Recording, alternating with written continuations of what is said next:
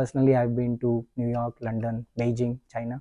कि आपने दुख देखा ही नहीं है तो आपको खुशी की इंपॉर्टेंस ही नहीं समझ में आएगी। बचपन से मेरे अंदर भगवत गीता को जानने की एक जिज्ञासा थी। एक लंच पे बैठा था और मेरे एक चाइनीज काउंटर पार्ट ने मुझसे पूछा, आप मुझे अपने कल्चर के बारे में बताइए। आप कन्विंस्ड हैं कि जी मुझे ये करना है तो मुझे यही करना है। मुझे कन्विक्शन था कि भगवत गीता मुझे समझनी है और मुझे जीवन में उतारनी ही है। There is no option. क्या वो भगवान है? क्या हम भी भगवान हैं या हम भी भगवान बन सकते हैं? कि आप सॉफ्टवेयर इंजीनियर हैं, एक कुछ लॉजिकल साइंटिफिक चीज कर रहे हैं और फिर ये सब भगवत गीता और ये सब क्या है?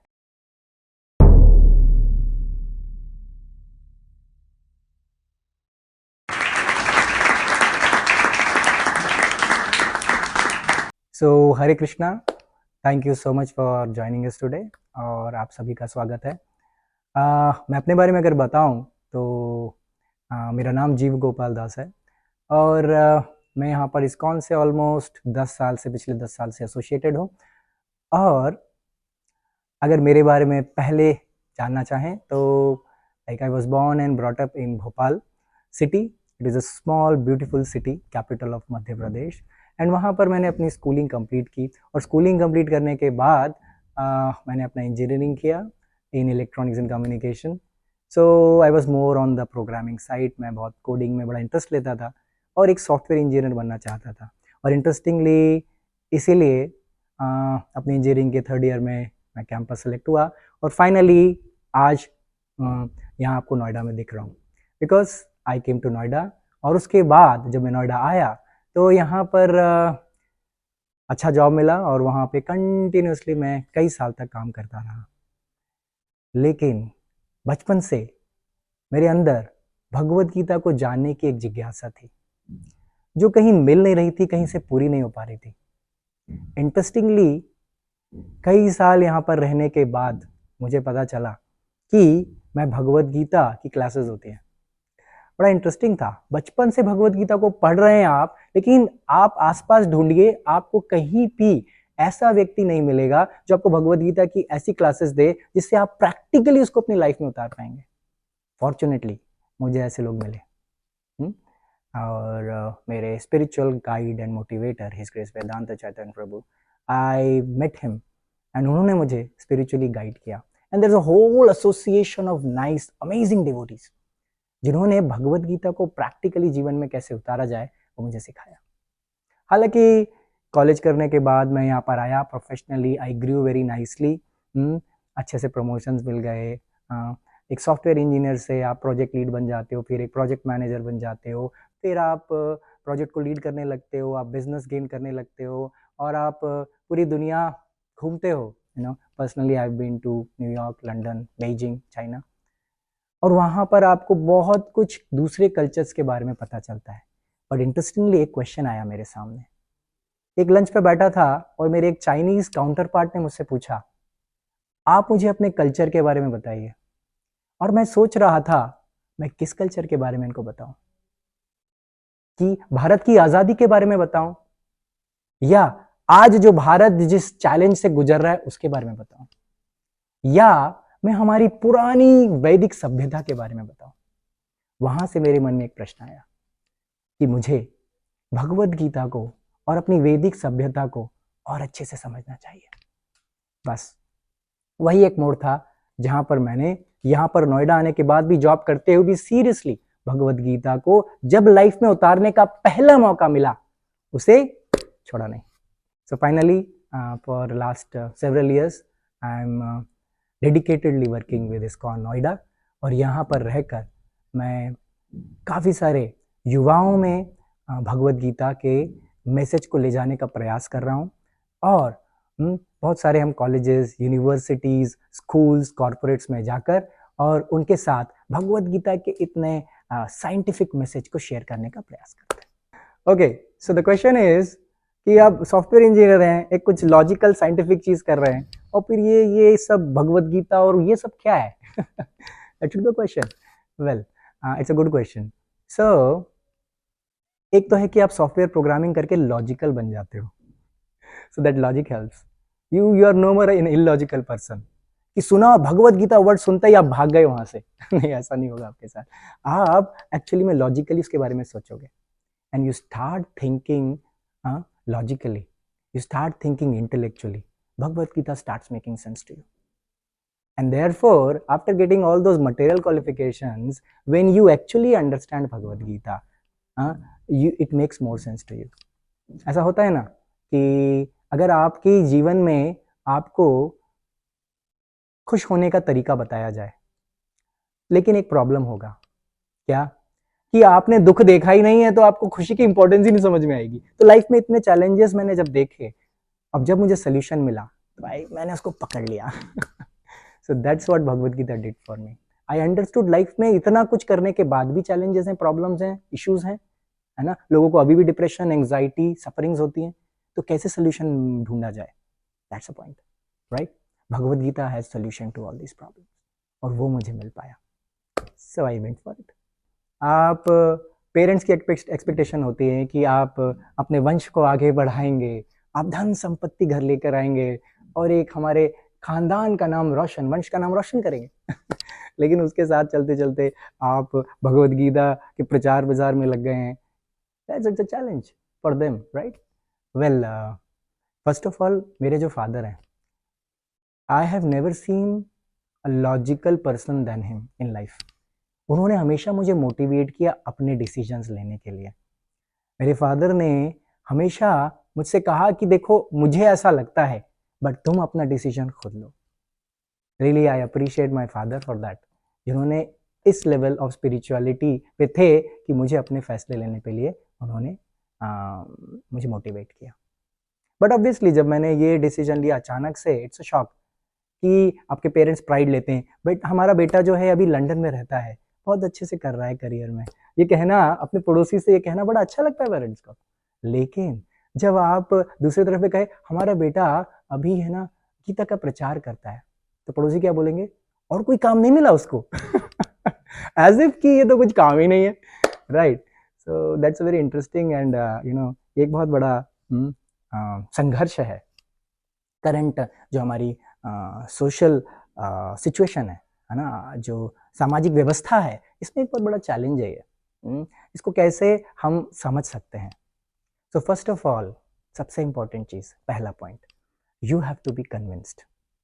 आप कन्विंस्ड हैं कि जी मुझे ये करना है तो मुझे यही करना है. पहली चीज, अगर आप कन्विंस्ड है ना तो देखिएगा आपके पेरेंट्स, अगर आप वो करने में खुश है ना तो आपके पेरेंट्स भी खुश होंगे. आपके पेरेंट्स हमेशा आपका भला चाहते हैं, और अगर आप खुश हैं कुछ करके तो फिर पेरेंट्स को प्रॉब्लम नहीं है. पेरेंट्स को प्रॉब्लम क्या होता है पता है, कि अरे बेटा अब तुम कमाओगे नहीं, अपने पैर पे खड़े नहीं होगे तो फिर कैसे काम चलेगा, right. That's the point. But अगर आपको पता चलेगा कि you are being well taken of, आपका बहुत अच्छे से ख्याल रखा जा रहा है और आप और अच्छे लाइफ में और आगे बढ़ रहे हैं, उसके लिए आपको मोटिवेशन दिया जा रहा है, तो पेरेंट्स धीरे धीरे जब इस चीज को देखते हैं तो बहुत खुश होते हैं.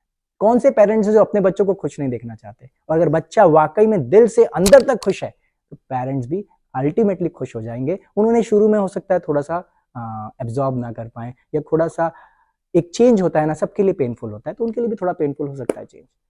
बट अल्टीमेटली जब पेरेंट्स को समझ में आएगा कि हमने जीवन में ऐसे लक्ष्य को चुना है जो कि इससे ऊपर लक्ष्य ही नहीं हो सकता, then they will be happy.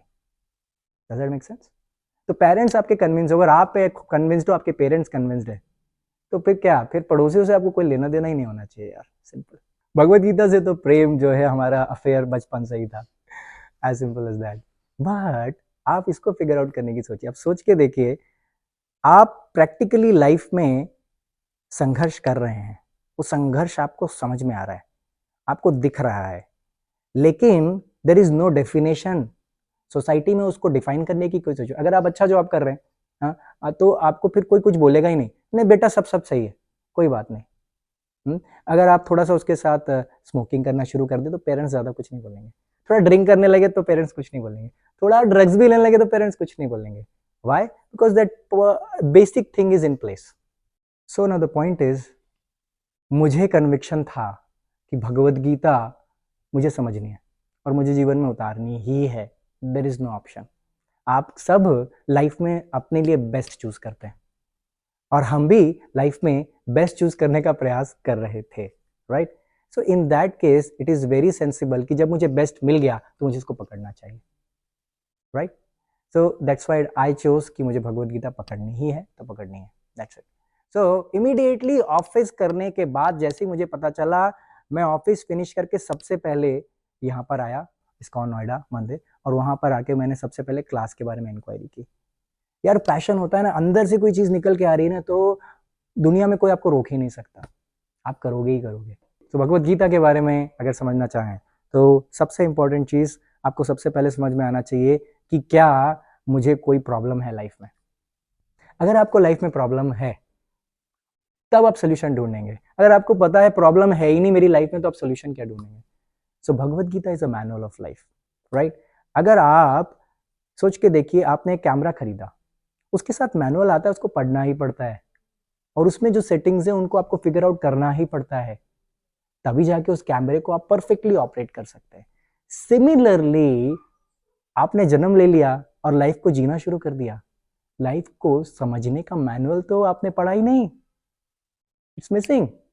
तो जिस तरह से आप कैमरे को परफेक्टली ऑपरेट नहीं कर सकते उसके मैनुअल को पढ़े बिना, सिमिलरली आप लाइफ को का बेस्ट नहीं निकाल सकते। You want the best of life, but वो बेस्ट आएगा ही नहीं क्योंकि आपने मैनुअल नहीं पढ़ी है। So therefore Bhagavad Gita is that manual of life which is going to give you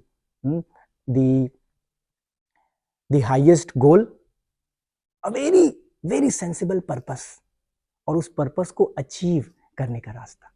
That's Bhagavad Gita, as simple as that. Live your life to the fullest capacity, to the fullest of your capability, achieve it. That's it. So हमारी भगवद गीता हमें एक बहुत अच्छी चीज बताती है। आपने एक श्लोक तो सबने सुना होगा, उसी के बताते हैं आपको, राइट? डिस्कस करते हैं। कर्मण्येवाधिकारस्ते मा फलेषु कदाचन मा फल कर्मफल हेतुर्भुर मा ते संगस्त्वा कर्मणि। सुना है ना सबने, राइट? अब पॉइंट ये है कि इसका मीनिंग क्या है? कर्म करते रहो, कर्म करते रहो, राइट? बल्कि चिंता मत करो, बस कर्म करते रहो। ये हमने भी यही समझा था, यही सुना था, लेकिन जब हमने भगवत गीता को पढ़ा तो उसमें बड़ी कुछ इंटरेस्टिंग चीज निकल कर आई। क्या? कर्मण्येवा अधिकारस्ते, कर्म पे आपका अधिकार है, माँ फलेषु कदाचन, उसके फल पर आपका अधिकार नहीं है। वाह, इंटरेस्टिंग। पता है भगवत गीता आपसे ये कह रही है कि आप एग्जाम लिखने पे आपका अधिकार है, आप जितना अच्छे से लिख सकते हैं लिख लीजिए एग्जाम, लेकिन कितने मार्क्स आएंगे ये आपके हाथ में नहीं है। और हम एग्जाम लिखते हैं मार्क्स के लिए, just the opposite we do, और इसीलिए हम स्ट्रेस, एंजाइटी, डिप्रेशन और या फिर शिवरिंग फील करते हैं एग्जाम के जस्ट पहले। इस श्लोक को अगर आप लाइफ में उतारेंगे तो आप बिल्कुल दिल खोल के अच्छे से पढ़ाई करेंगे और जाकर अपना एग्जाम देकर आएंगे, आपको कोई टेंशन नहीं है कितना मेरा क्या रिजल्ट आ रहा है। क्यों? आपने अगर फुल मेहनत की है तो रिजल्ट खराब वैसे भी नहीं हो सकता, और फिर भी अगर रिजल्ट खराब होता है तो आप ये फोकस करेंगे कि इसको अब कैसे आगे इंप्रूव किया जा सकता है, ना कि ओ माय गॉड मेरे साथ क्या हो गया, नथिंग लाइक दैट, राइट? इस श्लोक में और भी आगे वैसे तो भगवान बताते हैं ना, माँ कर्मफल हेतुर्भुर माँ ते संगस्त्व कर्मणि। कर्म का अगर अच्छा फल आ गया, अच्छे एग्जाम्स आ गए, तो मेरे अच्छे रिजल्ट आया, मेरे अच्छे मार्क्स आए, I have done that, right? I have done that. और सोच के देखिए, actually have you done that? आपके अगर अच्छे मार्क्स आए तो आपने तो किया है, लेकिन क्या आपने किया है? सोच के देखिए, एक्चुअली में आप पाएंगे इस चीज को कि आपके अच्छे मार्क्स लाने के लिए कितने सारे फैक्टर्स इन्वॉल्व हैं। आपके पेरेंट्स ने आपको पैदा किया, पेरेंट्स ने इतनी मेहनत की, इन्वेस्टमेंट किया आपके ऊपर, अपना समय दिया, अपनी लाइफ में कितना सारा त्याग किया आपको बड़ा करने के लिए। और जब आप एग्जाम के लिए और बुक्स को पढ़ने लगे तो आपके टीचर्स ने आपको कितना सपोर्ट किया, आपके दोस्तों ने आपको मोटिवेट किया, साथ में बैठकर कुछ नहीं आता था तो उसमें हेल्प भी किया, और वो सब करने के बाद जाके आपके अच्छे मार्क्स है और आप कह रहे हैं कि मैं अच्छे मार्क्स लाया हूं? Obviously not. There is a whole ecosystem involved in it. We should appreciate all of them, every single individual in it. And that's for मा कर्मफल हेतुर्भुर मा ते संगवस्त अकर्मणि। अच्छा, अब रिजल्ट के लिए, मार्क्स के लिए नहीं पढ़ना तो पढ़ो ही क्यों? That's the last challenge. No, we should do it as our responsibility. See, wonderful. One shloka of Bhagavad Gita gives you completely different picture of life. That is amazing. करके देखिए, आप स्ट्रेस एंजाइटी सबसे बाहर निकाल के full fledged जैसे आपका best है वो दे सकते हैं। Does that make sense? या भगवान कृष्ण की क्या पोजीशन है विद रिस्पेक्ट टू अस, या हमारी क्या पोजीशन है with respect to Krishna, right? क्या वो भगवान है? क्या हम भी भगवान हैं, या हम भी भगवान बन सकते हैं? इस तरह के बहुत सारे प्रश्न हमारे अंदर आ सकते हैं. So there is one difference between Krishna and us. Although in quality we are same as Krishna, right? Both are सच्चिदानंद विग्रह, right? जैसे कि सूर्य और सूर्य की निकलने वाली किरण, right? सूर्य और सूर्य से निकलने वाली किरण में कोई अंतर होता है? नहीं होता है, right? It's part and parcel of sun also.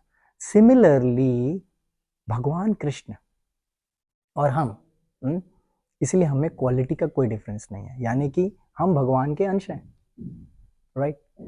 अब नेक्स्ट क्वेश्चन, तो हमारी उनसे डिफरेंस भी कुछ है क्या? क्वालिटी में तो हम सेम है, डिफरेंस कुछ है क्या हमारा भगवान से? Yes, there is one difference. एक ही डिफरेंस है, वो भी एक व्यक्ति है, हम भी एक व्यक्ति हैं, लेकिन फिर भी एक डिफरेंस है. वो डिफरेंस क्या है?